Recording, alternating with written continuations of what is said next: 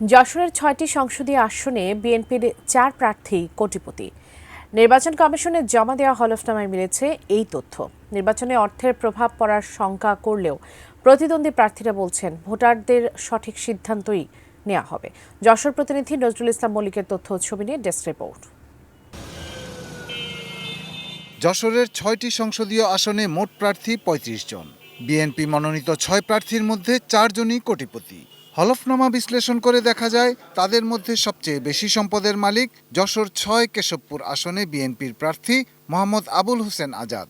নগদ ১৮,৫৮,২০৬ টাকা এবং আরও ৮,১৫,৩১,৬৬৭ টাকার সম্পদ দেখিয়েছেন তিনি। সবাইকে আশীর্বাদ করো কামেন। এরপরই অর্থশালী যশোর ৩ সদর আসনে ধানের শীষের প্রার্থী অনিন্দ্য ইসলাম অমিত। তিনি ১১,৪৩,৩৯৯৮ টাকার সম্পদ দেখিয়েছেন। যশোর ২ ঝিকরগাছা চৌগাছা আসনে বিএনপি প্রার্থী মোসাম্মদ সাবিরা সুলতানার সম্পদ ২,৫০,০০,০০০ টাকার। বিজলি কেবলসের স্কিন কোটেড ইনসুলেশন আগুন প্রতিরোধী। বিজলি কেবলস, নিরাপদ আজীবন। আর চতুর্থ ধনী প্রার্থী যশোর ১ শার্শা আসনের মোহাম্মদ নুরুজ্জামান লিটন। তিনি সম্পদ দেখিয়েছেন ১,৯৫,৭৮,৬৪৮ টাকার। বাকি দুই বিএনপি প্রার্থীর ১০ ও ১১ লাখ টাকার সম্পদ হলফনামায়। তারা বলছেন বিজয়ী হলে নিজের সম্পদ ও সরকারি বরাদ্দ মিলিয়ে এলাকার উন্নয়ন করতে চান।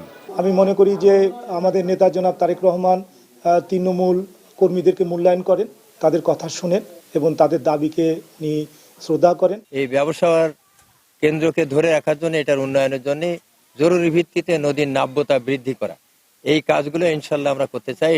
এ প্রসঙ্গে প্রতিদ্বন্দ্বী প্রার্থীদের আশঙ্কা অঢেল টাকার মালিকদের টাকার প্রভাব পড়তে পারে নির্বাচনে। তবে ভোটাররা সঠিক সিদ্ধান্ত নেবেন বলেই আশা তাদের।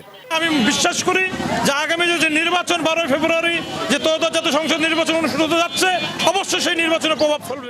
সংসদকে কোনোভাবে কোটিপতিদের ক্লাবে পরিণত করতে দেওয়া যাবে না। যাদের সাথে জনসম্পৃক্ততা বেশি তাদেরকেই জনগণ বেছে নেবে। তবে আশা আশঙ্কা পাশ কাটিয়ে যশোরে এখন জমজমাট ভোটের হাওয়া। Shahidul Rana, desk report, ATN news.